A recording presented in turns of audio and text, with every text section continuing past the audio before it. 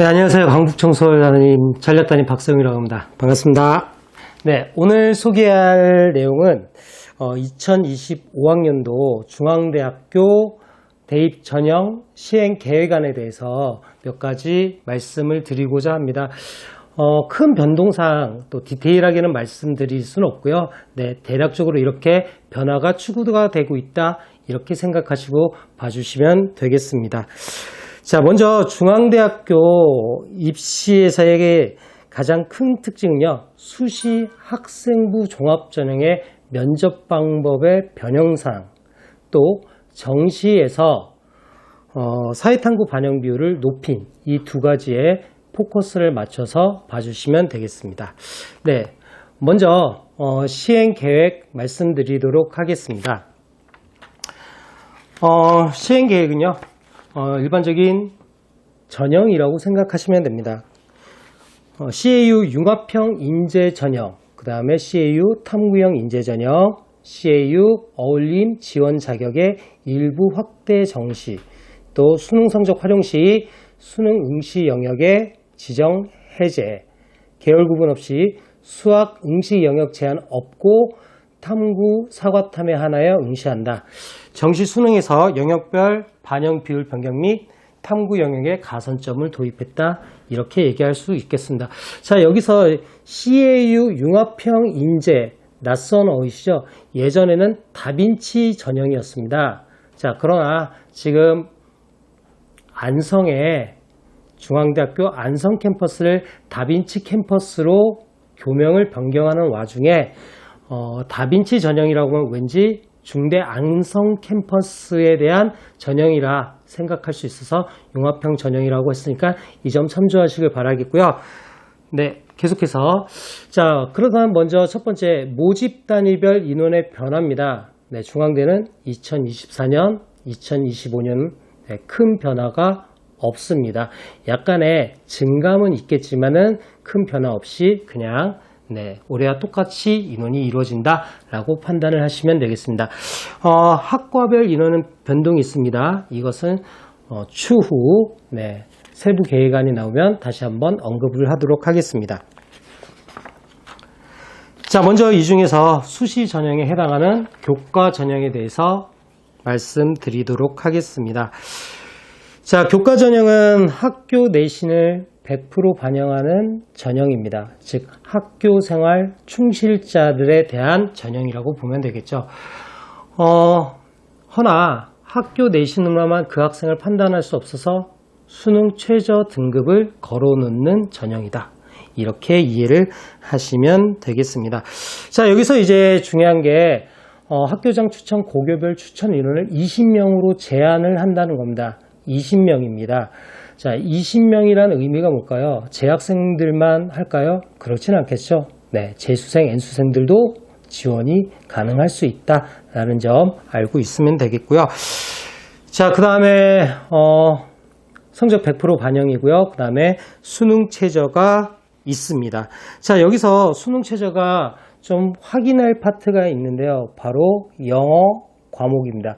영어 과목을 2등급도 1등급과 같이 처리를 한다라고 기준안에 나와 있습니다. 자, 이게 무엇을 의미할까요? 자, 생각해 봅시다.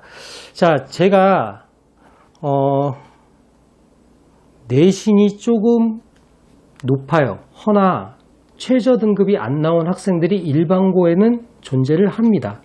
즉 성적은 상위권이나 수능 최저를 못 맞추는 아이들에 대한 배려라고 이해를 하시면 좀 쉽지 않을까 생각되어집니다.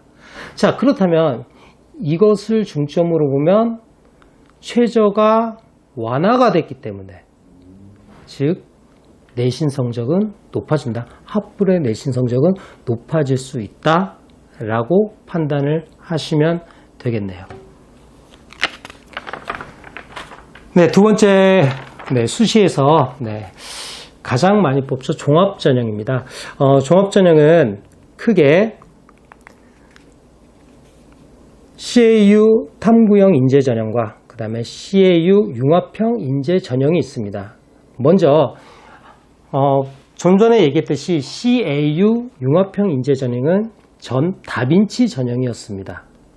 자, 보통 CAU 융합형 인재 전형의 다빈치 전형, 구 다빈치 전형에 지원했던 아이들의 성향은 일반고 또는 특목고 아이들이었습니다. 주로 일반고 아이들이 지원을 했던 내용이죠.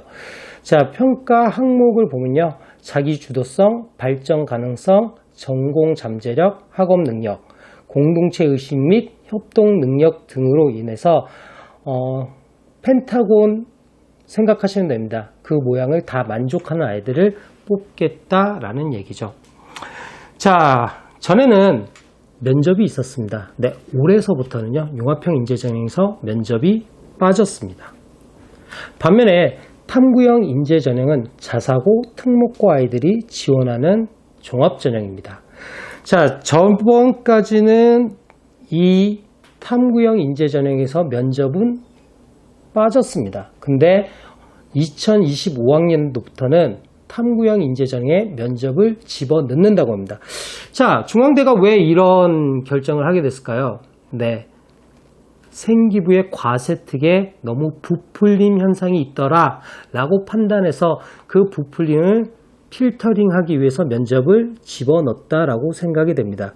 자, 보시는 자료에서 봤지 1단계 서류평가에서 모집 인원이 3.5배수를 모집을 합니다. 자, 그런데 평가 항목에서 가장 중요하게 보는 게 뭐냐? 지원자의 탐구 능력입니다. 자, 지원자의 탐구 능력이라고 함은 여러분들이 특목고나 자사고 아이들이 수업 시간에 수업을 할 때 과세특, 창체 활동을 통해서 어떠한 탐구 능력을 보여주고 그 결과를 어떻게 도출했는지에 대한 그 점이 자세히 기록되어 있어야 되고, 또한 본인 또한 그것에 대해서 동기, 과정, 결과를 꼼꼼히 체크할 필요가 있다라고 이렇게 생각되어집니다. 자, 다시 한번 정리하겠습니다. 자, 탐구형 인재전형은 면접이 있습니다. 면접 자체가 개인별 심층 면접입니다. 자기소개서에서 과세특에서 또 창체활동에서 본인이 한 활동에 대한 구체적인 언급 반드시 필요합니다. 그리고 반드시 본인 스스로가 정리를 한 번은 꼭 해봐야 된다라고 판단되어집니다. 자, 융합형 인재전형 다 좋아 보이죠? 허나 단점이 하나 있습니다. 뭐냐면, 자, 면접이 없습니다. 따라서 수시 납치가 될 확률이 있습니다. 고로 본인의 수능 성적이 중대를 능가할 수 있는 성적이다 라고 하면 한 번쯤은 융합형 인재전형에 대해서 심사숙고하기를 권합니다. 네, 이로써 종합전형까지 알아봤고요. 이제 논술전형 보도록 하겠습니다. 자, 논술전형에서 가장 중요한 건 당연히 이제 수능 최저가 있다라는 것이겠죠. 네, 수능 최저가 있다라는 거고요. 일관 합산을 하고요. 자, 내용을 쭉 보시다 보면은 여기서 이제 좀 알아볼 수 있는 게 경영경제대학에서 언어논술과 수리논술을 한다라고 합니다. 자, 이 점은 뭐가 중요할까요? 맞습니다. 자, 인문계 학생들 중에서 수학이 강점인 학생들이 있습니다.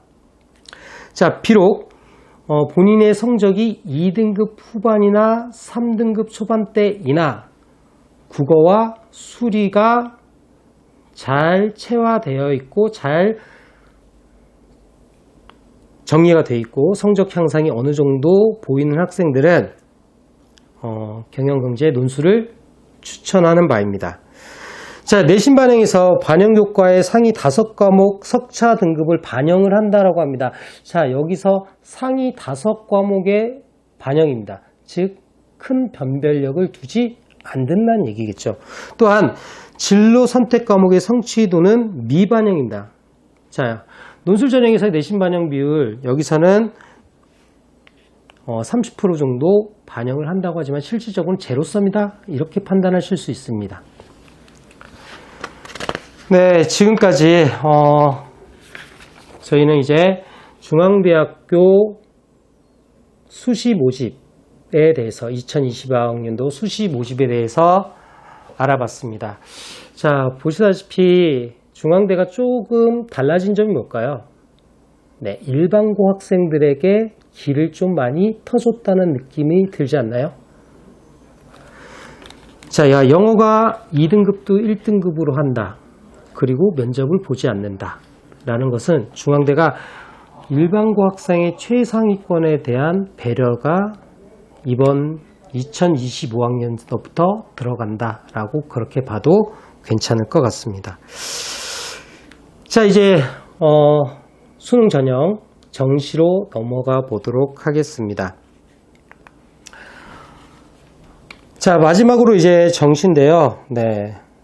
2025학년도 대입 시행 계획의 메인은 사실 정시에 있어서 문과 학생들도 이과를 지원할 수 있다는 점입니다.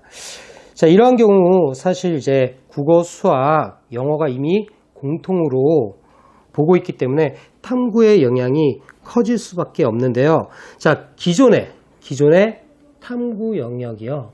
사탐 반영 비율이 30에서 35로 증가가 됐습니다. 즉, 중앙대학교에서 판단하기에는 국수형이 다소간 딸린다 하더라도 탐구 영역에서 잘 보면은 충분히 가능성이 있다라고 판단을 하는 것 같습니다. 자, 기존에 탐구 영역의 반영 비율에서 사과탐 반영을 같이 했다는 점에 이제 특히 주목할 필요가 있는데요. 자, 이과 학생들의 교차 지원이 가산점이 동일하게 나왔기 때문에 교차 지원이 그렇게 쉽지는 않을 겁니다. 고로 문과 학생들이 탐구 영역이 높으면 소신 지원도 추천하는 바입니다. 자, 정시에서 이제 마지막 주목해야 될 점은요, 바로 성균관대입니다. 중앙대 얘기를 하는데 왜 성균관대가 들어왔냐? 바로 정시 다군에 성균관대가 들어옵니다. 그것도 인기학과 2개가 들어오게 됩니다. 자, 이렇게 정시 다군에 성대가 들어오면 기존의 정시 다군에서의 최상위 대학은 중앙대였습니다. 허나 성균관대가 들어옴으로써 최상위 대학은 성균관대로 바뀌게 되겠죠. 고대, 연대, 서울대에서 떨어진 학생들은 고민을 하게 될 겁니다. 성대를 지원할 것이냐, 아니면 중대를 지원할 것이냐. 성대는 메리트가 있습니다. 학과가 메리트가 있는 학과입니다. 글로벌 경영학과, 글로벌 바이오 메디컬학과, 또한 탐구 영역을 하나만 반영합니다. 자, 탐구 영역에서 이과 학생들의 기울어져 있습니다. 약간 절름발이에요. 자, 그렇다면 제가 국수형을 잘 보고 탐구가 약간 기울어진 학생들은 성대를 지원하겠죠. 그렇다면 중대에서는 최상위권 학생들이 지원할 확률이 다소간 적어질 수도 있을 겁니다. 자, 따라서 최상위권 학생들의 다군 지원에 따라서 지원 성향에 따라서 중대의 합불 여부는 결정되어진다라고 얘기할 수가 있겠습니다. 자, 좀 더 자세한 내용을 다음에 기회로 넘기도록 하겠고요. 네, 오늘 한 중앙대학교 전형 시행 계획 총평을 하면 2가지를 말씀드릴 수 있겠습니다. 첫 번째, 종합전형, 탐구형 인재 전형에서 심층 대비는 어떻게 대비할 것인가. 두 번째, 정시에서 다군의 성균관대 일부 인기학과의 전향으로 상위권 학생들의 지원 성향은 어떻게 변할 것인가. 이 점에 대해서 좀 더 수험생을 둔 학부모님들은 고민이 필요할 거라고 생각되어집니다. 네, 이상 2025학년도 중앙대학교 전형계획 시행안에 대해서 강북정설 전략단임 박세웅의 논평이었습니다. 감사합니다.